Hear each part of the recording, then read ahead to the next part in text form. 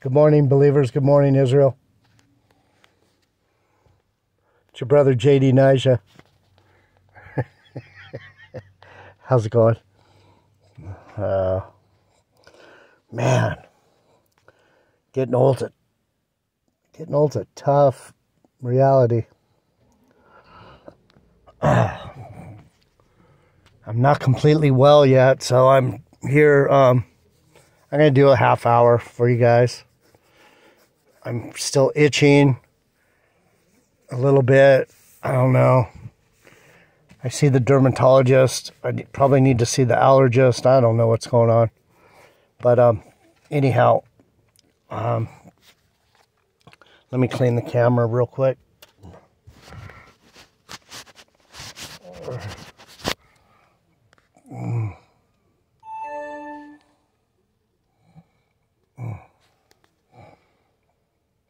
Cool.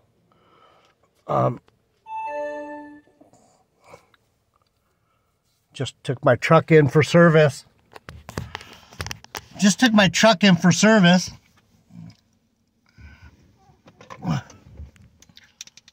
And they didn't tell me when to come back. Oh.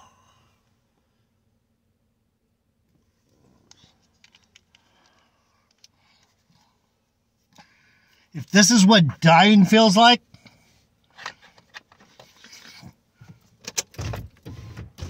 I guess this is what dying feels like.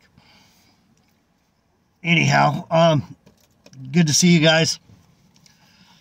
I know the Ecclesiastes thing is it's not a lot of fun, but the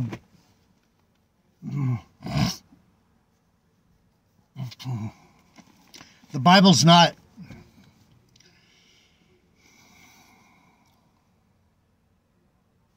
as we've gone into in Ecclesiastes, the Bible's not fun. It's not about fun. It's not about fun.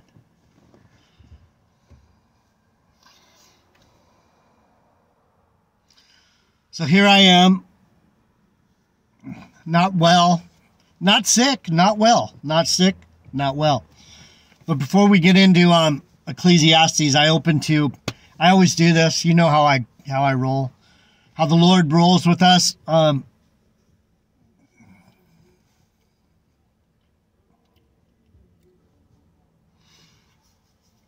opened the book.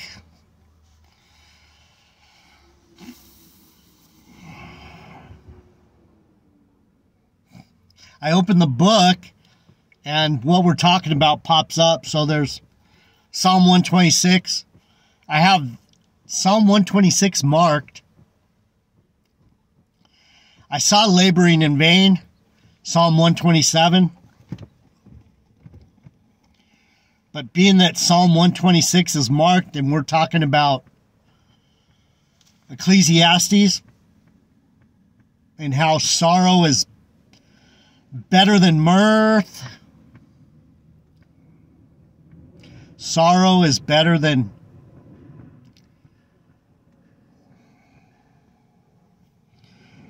the party, better than the fun. I'll read Psalm 126. Sorry, I've been drinking already.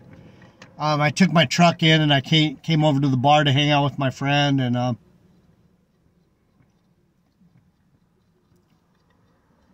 I'm a little half cocked right now, so forgive me. I've been through some shit, but anyhow, I'm not feeling that good, but maybe drinking's not helping. Anyway, sow tears and reap joy. It reads, Psalm 126. When the Lord turned again the captivity of Zion, we were like them that dream.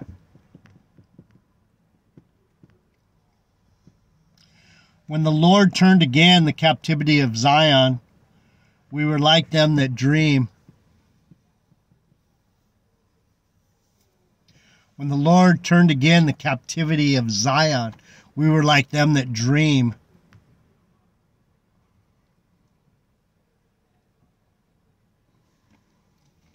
So we go into this all the time. We're in a dream world. We're in his world.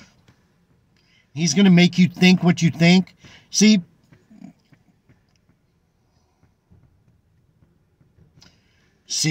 the Bible's not as easy as you think. It's not as...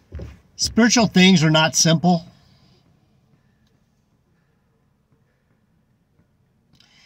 When the Lord turned again the captivity of Zion, Zion, the fucking idiot, David. I'm not going to bag on people, man. People are... I can't tell you how many dummies there are out there. I'm not going to point them out one by one. Anyway, then was our mouth filled with laughter and our tongue was singing. Then said they among the heathen, the Lord has done great things for them. So the Lord told me, yeah, you're one of mine. You're of Benjamin, of Judah.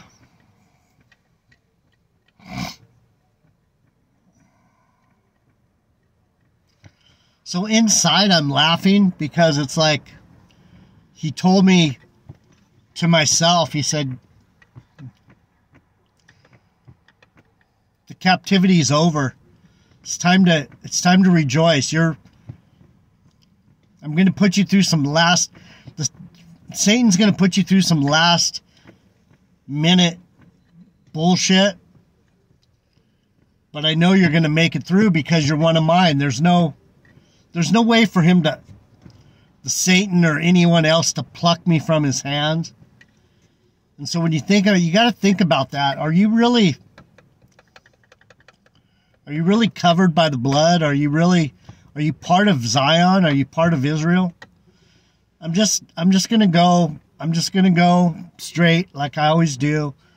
It's kind of, if you've been here with me, you know that I don't overly try to explain things to you. I just, what do they call it? It's stream of consciousness.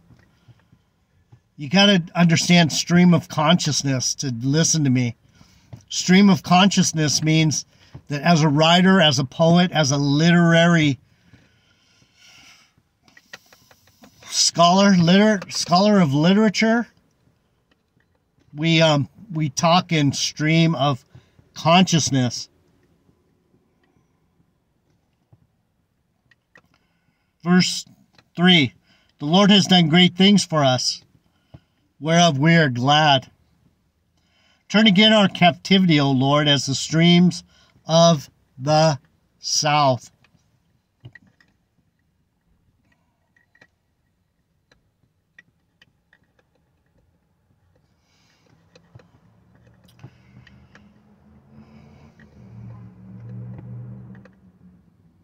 By the rivers of Babylon, by the rivers of Babylon.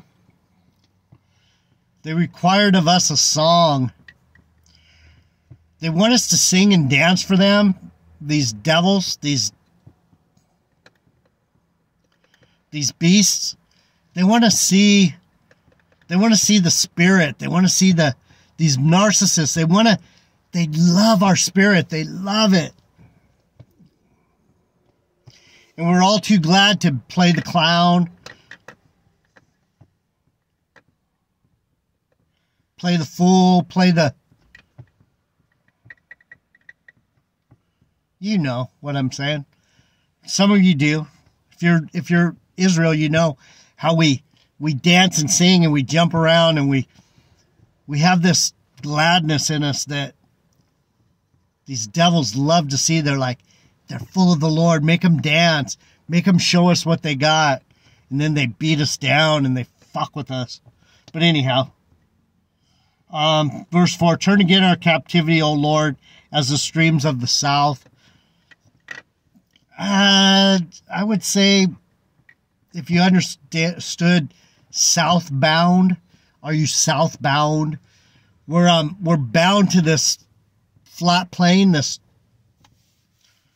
flat earth. We're bound to it. Southbound. We're going to be humans for a while. We're going to be in a cold winter here. It's going to be a cold winter in the south. But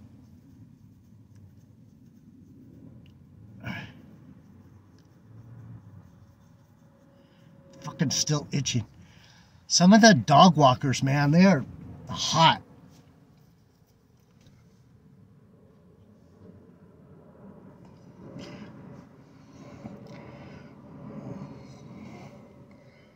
Verse 5, they that sow in tears shall reap in joy.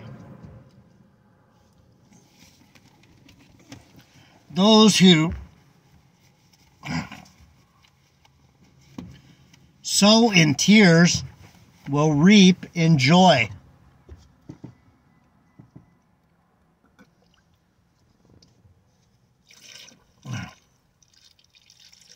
Don't mind me.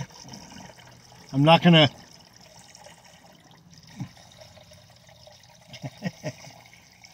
Is that funky? Hey, that's illegal. You can't do that. Who says I can't? You don't know. I'm just filling up my coffee cup.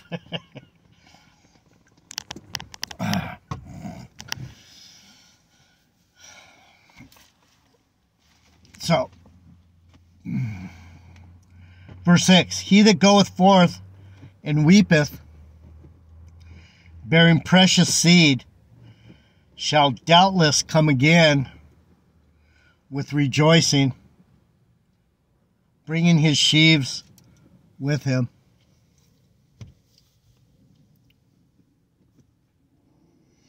The Lord told me when I was about 7 or 8, I was at nursery school, and they were teaching us about what heroes were with westerns and army movies, military movies, and there was heroes. And he told me, you're going to be a hero. You're going to save lots of people. You're going to be a hero. I was excited. I'm like, I'm going to be a hero. He was building me up. He was like, you got it. You've got it. You're going to be a hero. And at the time, I was just a kid. I thought I was going to shoot a bunch of bad guys or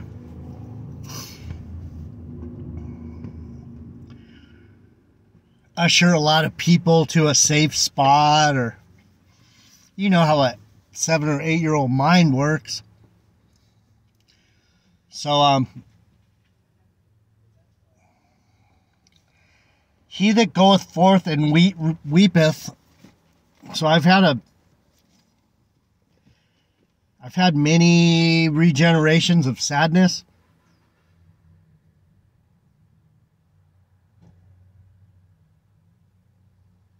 Weeping. I went forth with weeping, bearing precious seed, a bag of seed for sowing. So I've had this bag. Can I plant the seed in your garden? Can you accept the seed that I'm giving you? I mean, a lot of people are trying to push themselves at you. They're trying to entice you. They're trying to invigorate your carnal self. I don't know how to explain it. They're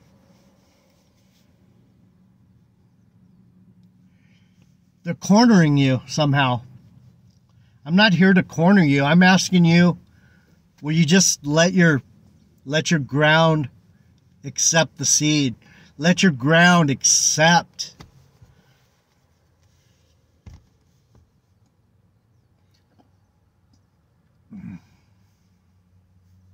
the seed that I have.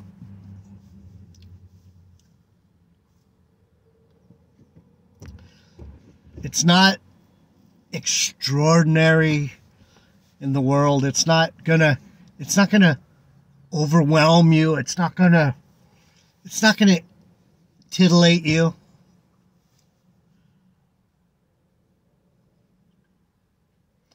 It's very calm. It's mundane almost.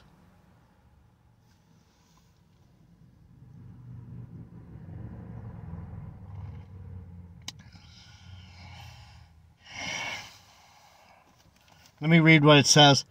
At first glance, this setting of this psalm appears to be the return from Babylonian exile. However, the description is so general that it could refer to any number of events recorded in the historical books in which Israel was under pressure from foreign powers. In fact, two captivities seem to be in view in this psalm. One that was ended by God's intervention, verse 1 through 3, and the present one, the subject of the psalmist's petition. Right now. Right now, right now. Right now. The psalm may be thus outlined: praise for a past restoration. He has continued to endow his chosen people like myself with a bag of seed. He's given us this vision, this prophecy.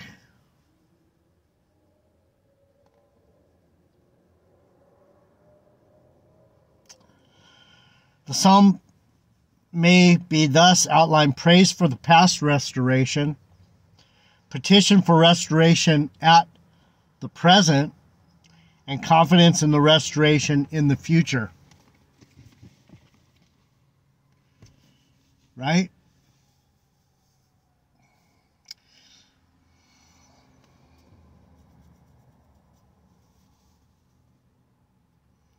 He told me when I was a little kid. He told me when I was a little kid, he said, you're going to be a hero. Do I feel like a hero?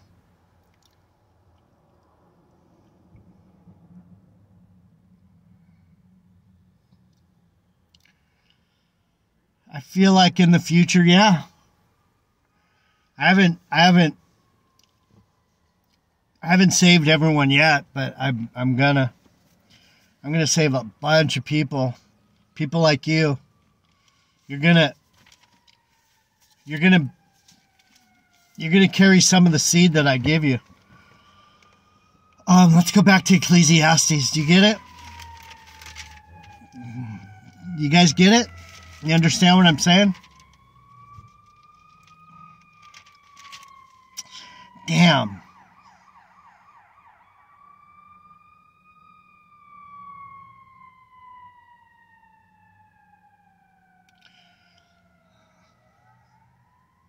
Let's just read. A poor and a wise child.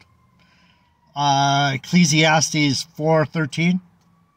Better is a poor and a wise child than an old and foolish king who will no more be admonished. We went into this yesterday. Someone who won't, like, what comes to me is Matthias, 70 MBY AOD channel. Matthias, King David. King David.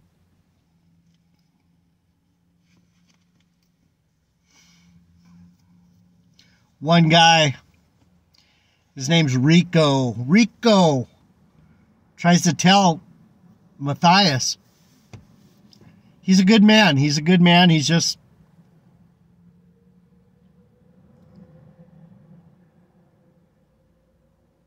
caught up in this social media thing. So if he ends up being King David, I'll fucking eat a shoe, but he's not King David.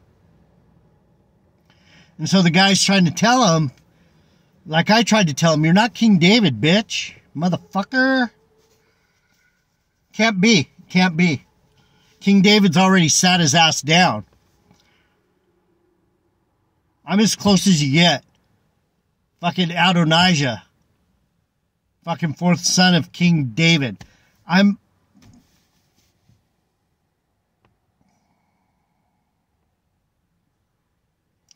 If God loves you, you're fucking resting. I have a lot of work to do. I'm a motherfucker. I was a bitch. I was a fucking Israelite motherfucker. I was a cunt. So the reason I'm here is because I have to fix some shit, you know? King David ain't coming down here. Fuck no. So when it says, better is a poor and a wise child than an old and foolish king who will no more be admonished, makes me think of Matthias. He's smart. He's biblical. He's well-read. He has the Spirit. But he's being no use to anyone because he won't go, I'm not King David, but I'm a representation of him. I have the spirit of a king. I have the spirit of King David or something like that.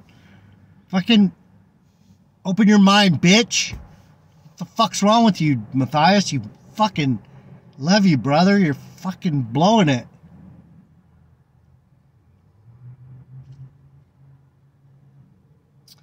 I don't know what to say, people. I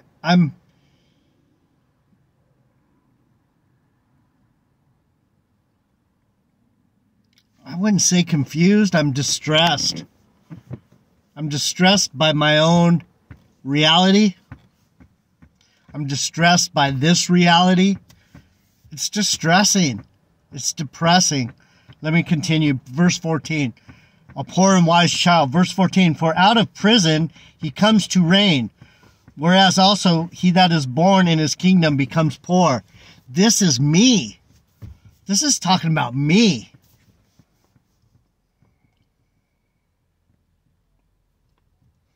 The fucking fourth son of David, Adonijah, the fucker.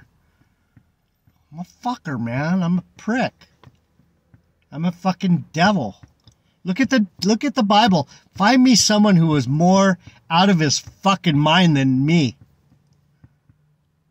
Still the same fucker. Look at me. I'm a mess.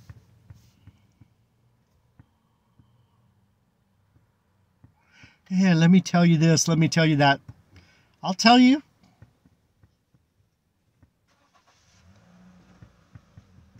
You're not going to like it. Verse 15, I considered all the living which walk under the sun with the second child that shall stand up in his stead.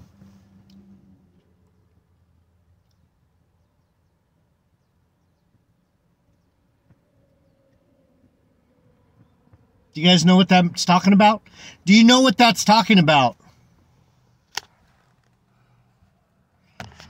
I'm going to end it on this. I'm just going to...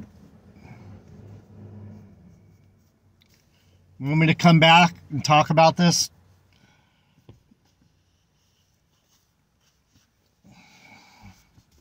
What do I have to do? I have to stand up. I have to be here. I'm here.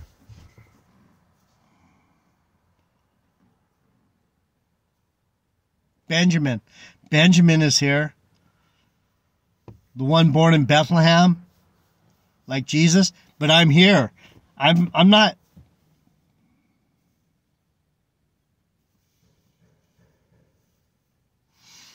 I'm not off in some heavenly hotel taking it easy. I've been punished, man. So here I am, full of knowledge, full of wisdom, full of anxiety, pain, sorrow. I know what's going on.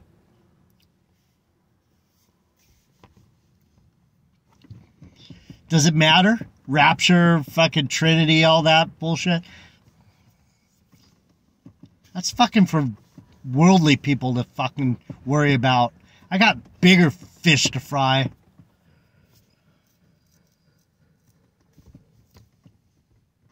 I'm a ball of fucking spiritual anxiety.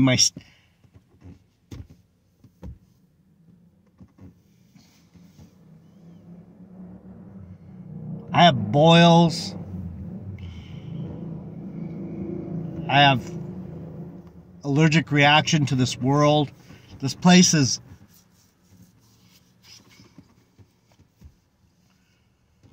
fighting against me. Look at me. Look at my fucking eyes.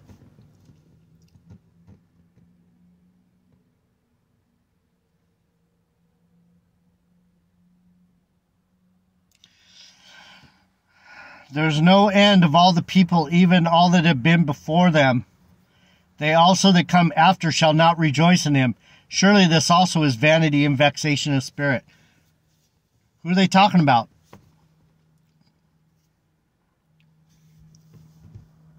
You're not going to rejoice in me.